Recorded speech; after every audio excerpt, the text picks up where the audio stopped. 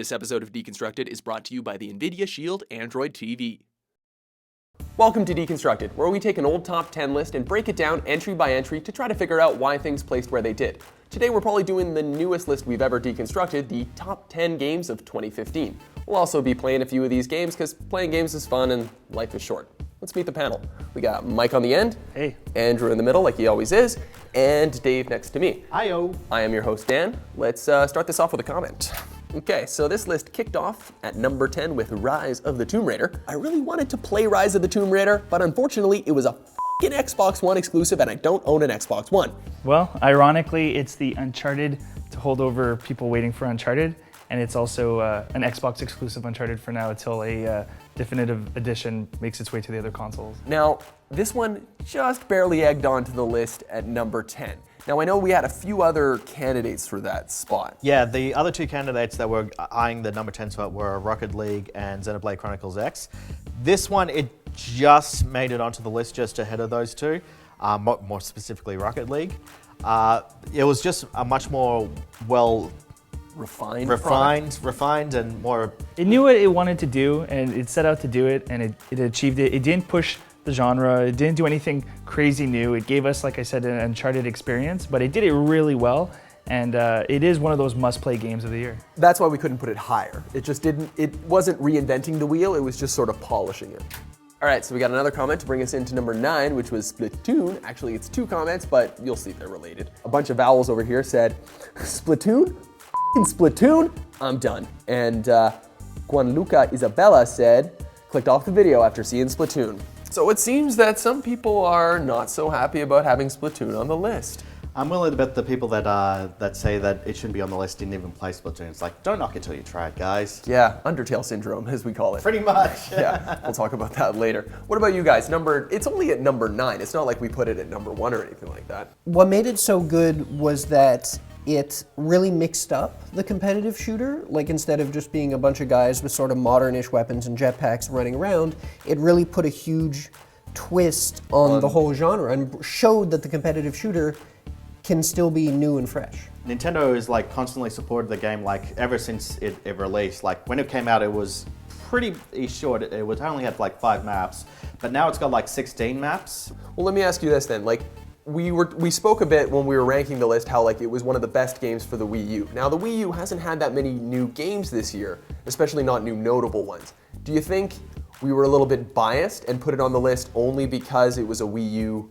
It was a good Wii U exclusive? No, not at all? No, but I mean, regardless of the system, it's a really fun experience. It's fresh, and what I really like is that it has the same appeal for the young ones and for the adults. Like, yeah. It has that universal appeal, and you can't say it's dumbed down for kids or it's too kiddie. One of the best ways a game can market itself is to know its demographic and know what it's doing. So, and I think Splatoon does that really well. I think it does that perfectly. So, number 8, which we are playing, is Super Mario Maker, and we got a little comment to kick us off. Firewall 1998, wonder when he was born, says, I knew this list was bullshit when I saw Mario Maker was on it and JC3 wasn't. People are bitching about cash grabs when Mario Maker is one of the most blatant attempts to milk the franchise. Well, he's not wrong, but at the same time, that doesn't mean it's a bad game. But he is right. I mean, they are recycling, or they're dealing with nostalgia here. They're really hinging on people's nostalgia. So why do you think that this is one of the best games of the year? I mean, like I said, it's essentially 4 old games minus the content. For me, it's absolutely a game of the year. This is one of the most fun experiences I've had.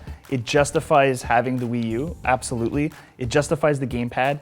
The whole touch thing, you can't do it on any other console, and you need that to do this. There's countless levels online, and a lot of them are frankly way more creative than a lot of the stuff Nintendo is able to do. I personally I need a bit of structure. I like that someone who is a game designer has designed something and I can beat that, and then I can measure my progress against other people who have also beaten it. Andrew, you've been real quiet. Like, well, okay. Game of 2015?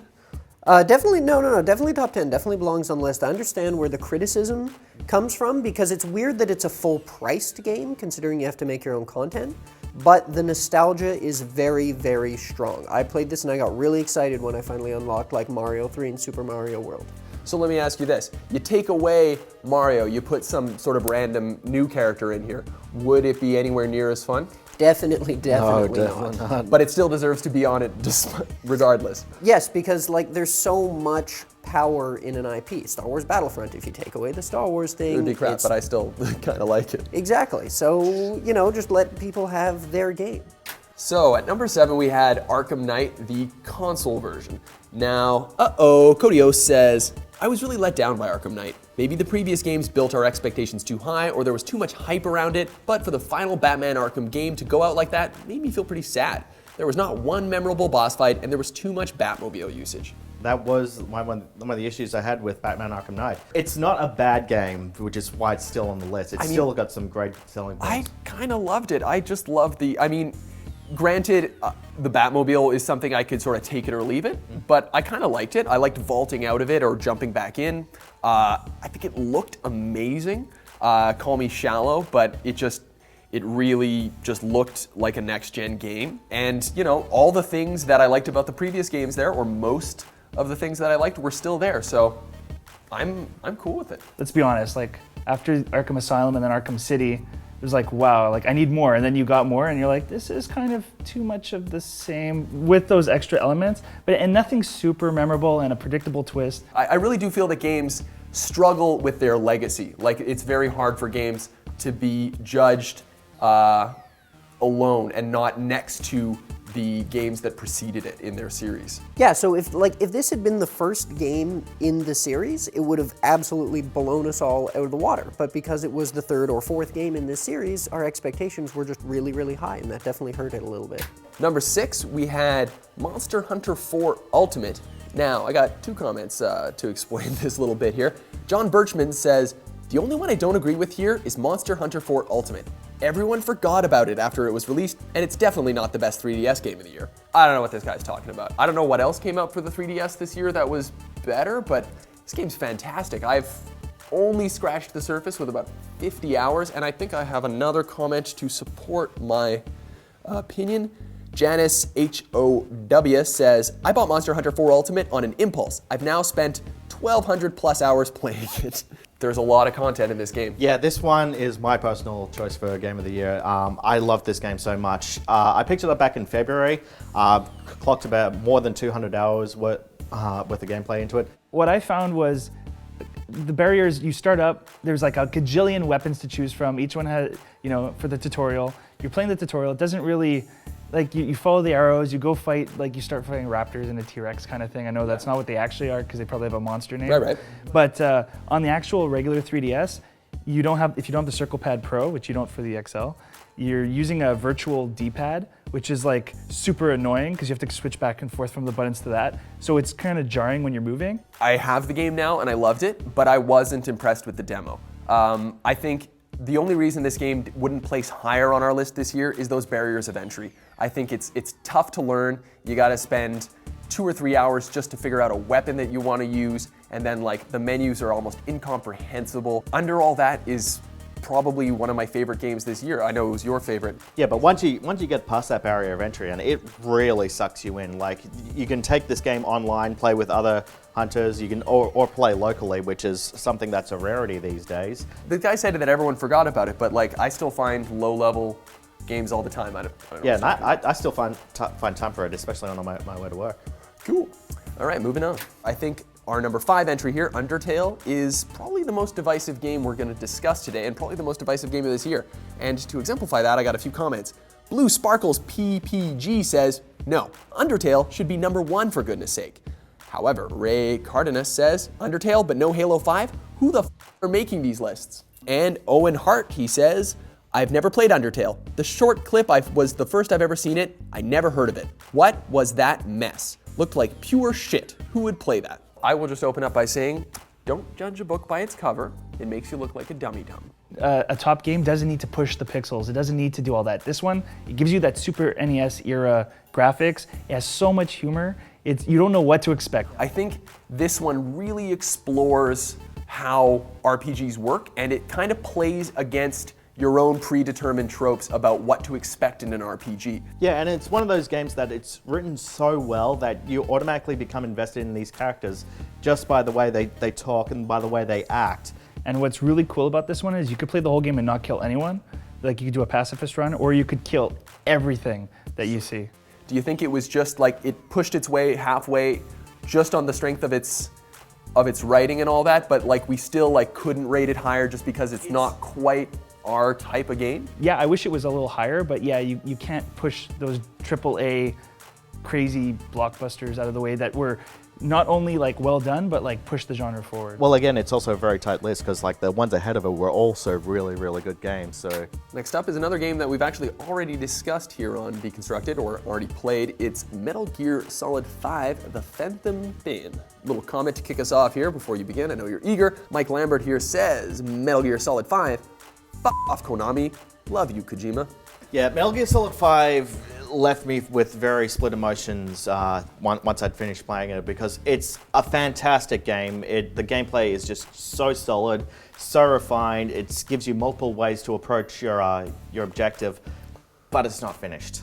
There was tons of spots where I was just like, man, this could use a little beefing up. But as goofy as the story is, I don't think that that's that much of a detriment.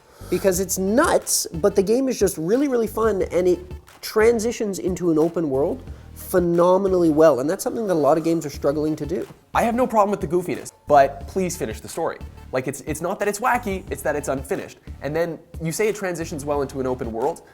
I agree with that, except the open world itself, there's not a lot in it. If the game was an open world, do you think it would still be as good as it is? I still think it was definitely a step in the right direction. It's just like a step that they have to keep on walking with. So, number 3 is Fallout 4, which we are playing from the couch because NVIDIA was nice enough to lend us this fancy new shield, which allows us to stream from our gaming PC, which is actually in another room, and record the footage, so convenient. Very convenient. Anyway, we got some comments here that talk about Fallout 4. Sandeep Sanjal says, Fallout 4 for me was disappointing compared to previous Fallout. Like some of the new features, but I guess he means I like some of the new features, but the game won't be good until they release all DLCs. This was my personal favorite game of the year, even though there are some other games that deserve to be higher on a list like this. But this game just absolutely captivated me. It was just so much freaking fun. The gameplay loop is brilliant. Because of the crafting system, you're always like lusting to go out and get more stuff, and then you come back and you bring the stuff back, and then you make some loot with it, but you just need a little bit more adhesive, so you go out to get more stuff, and then like the loop is brilliant. No, there's definitely not a reason to scrounge around. Like in Fallout 3 and even in, Skyrim, Oblivion, every single object you can pick up, every fork, every basket or whatever, but there's no reason to. There's no broom dungeon that you need all your brooms for. Whereas in this game, there's a reason to pick up the plastic and the lead and the steel and the... We touched upon earlier when we were talking about Arkham Knight how if it was the first game in the series, it would have been amazing. Because everyone was just like, well, they don't have the RPG elements of the previous games. They have the jankiness that the other games still had. They haven't fixed it yet. I think every legitimate criticism against this game stemmed from people's expectations from the game that came before. I just want to say, yeah, the expectations were super high. Some people are complaining that it didn't push the graphics as much as they wanted. But I mean, that wasn't from the beginning. The developer even said, where it's not about pushing the graphics like to new extremes. It's about doubling down on all the things everybody loves. I do feel like the dialogue tree could have been much better than it was. Like it was so abridged. Like sometimes you didn't realize what your character was saying. Like one time I was playing it, I accidentally convinced another character to commit suicide. I was like, oh shit, no, don't do that. But like, despite its shortcomings, I still think it's fantastic, and I think we acknowledge the shortcomings by not making it Game of the Year. I fully agree. Like, I know people who are going to end up on the side of a milk carton for disappearing because this is their life now. Anyway, I'd love to just talk about Fallout forever, but we gotta move on. Number 2, almost at the end now, we have Bloodborne. So, starting it off with the comments, we got It's Jordan. Bloodborne and pretty much every Dark Souls game are so overrated. Literally, I think people get peer pressured into playing the game because tryhards say they're fun because they are difficult. And then they act like it's fun to fit in. No. It took me a while to start playing the Souls game because I was like, oh, this is only going to be fun because it's hard. But then when you do try the game, you're like, it's challenging, but the challenge is, like, it's not cheap. It's an enormous amount of fun.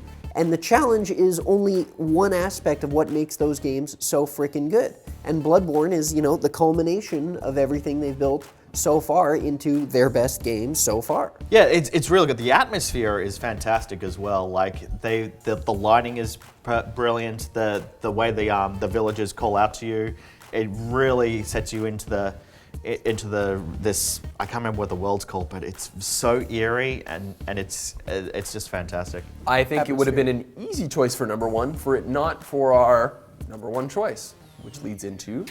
So, number one, The Witcher 3 Wild Hunt.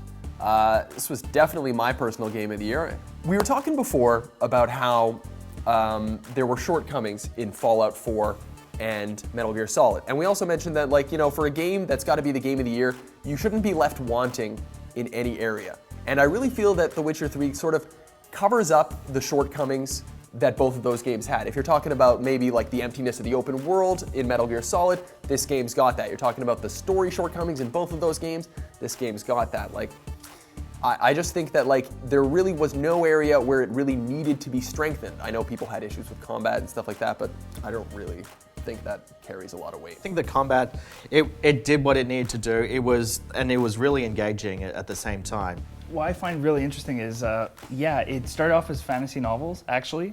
From the 80s? It's older than people think. It's from the 80s. From 86, it was a Polish fantasy series. There's tons of books. And to me, Lord of the Rings is for film, from the novels. Then you've got Game of Thrones for television. This is that equivalent for video games. What's almost most remarkable is that they can take something that's really obscure, like Polish fantasy novels, and then turn it into something that's like a worldwide success.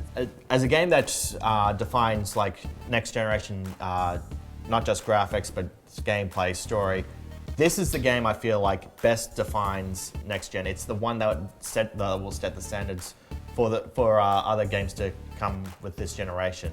It's just that good. It ticks all the boxes. It's hard to find faults with this game. That's the beauty of it. That's why it's number one. I think that's a better way to end it than I could have thought of, so thank you, David.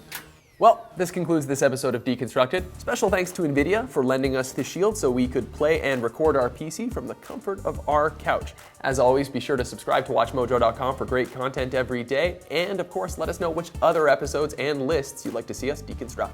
This episode of Deconstructed is brought to you by the NVIDIA Shield Android TV.